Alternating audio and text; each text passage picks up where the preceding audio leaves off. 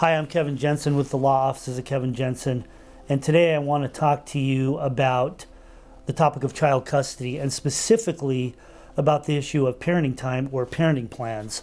In Arizona, when a couple gets divorced, one of the issues that comes up inevitably, obviously, is what do we do with the kids? How much time do each of us get to spend with the child now that we're going to be divorced and we're going to have effectively two households?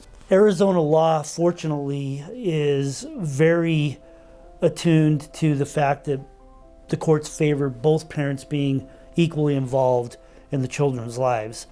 And really what the law requires family courts to do is adopt parenting plans that will maximize both parents' time with the children.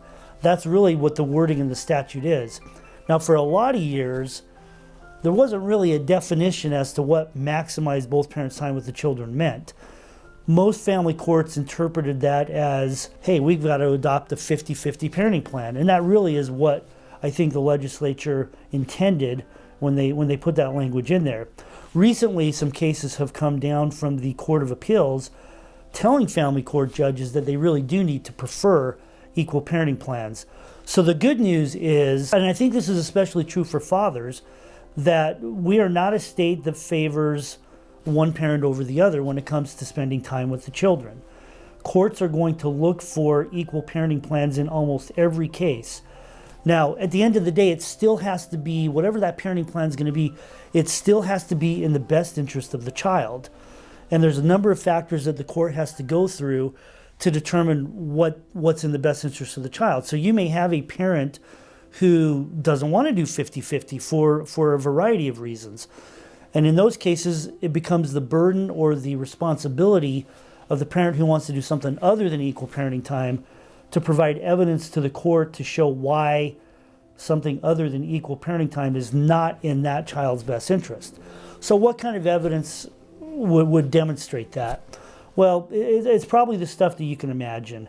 You know, a lot of times it's bad stuff. Alcohol abuse, drug abuse, obviously domestic violence, criminal behavior. All of those things can be factors that a court can look at.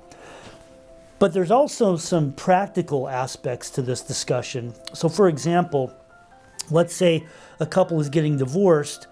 One parent is living in Mesa, the other parent moves out, and they decide for whatever reason to move clear across town and live in Glendale. Well, the Phoenix Valley is huge.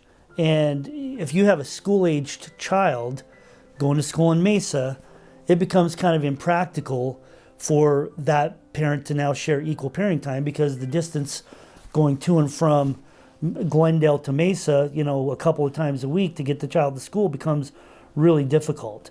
And so courts will look at things like distance between the parents' homes. Sometimes they'll look at work schedules. There's a number of factors that the court can look at. But the important takeaway is that where every judge is going to start is from a 50-50 standpoint. Now, let's talk about this in practical terms. I recently had a case involving a father. His name was Carl. And Carl and his wife decided to get divorced. And the mother, his soon-to-be ex-wife, decided that since she was the stay-at-home mom, it was her right to have the child with her most of the time. She felt that she needed to have the child during the school week, and at best, Carl could see his daughter on weekends and maybe for, dinner once a week. And candidly, that kind of used to be the default parenting plan for dads in divorces. Carl didn't like the idea of not being able to see his daughter, except for on weekends. He wanted to spend as much time with her as possible. He had a pretty normal work schedule. And so there wasn't anything in his work schedule that would prohibit him from sharing equal time with the child. He didn't move far away from wife. And so we had to go to court over this issue.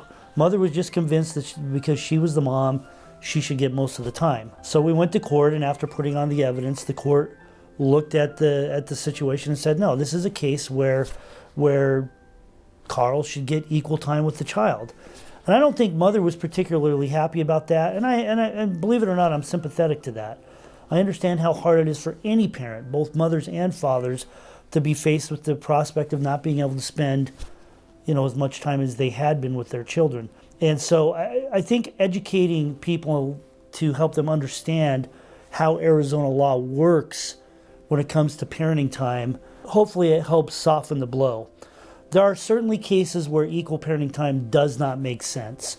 It really doesn't. If there's a parent who has a significant drug or alcohol issue, that's not safe for the child, and they shouldn't be exercising equal parenting time. And in some cases, the judge can actually order supervised parenting time in those cases. Every case is different. I often tell clients or prospective clients that family law cases are like snowflakes. Everyone's a little bit different. The facts of your case are going to determine what a court might do. So as attorneys who have done family law for more than a decade, we have a lot of experience handling these issues for both moms and dads. We can look at your case, look at the particular facts, and give you advice on what we think a court might do in your particular instance. And we would invite you to come down to the law offices of Kevin Jensen and sit down with one of our experienced attorneys to help understand what your rights are and what's going to be best in your case.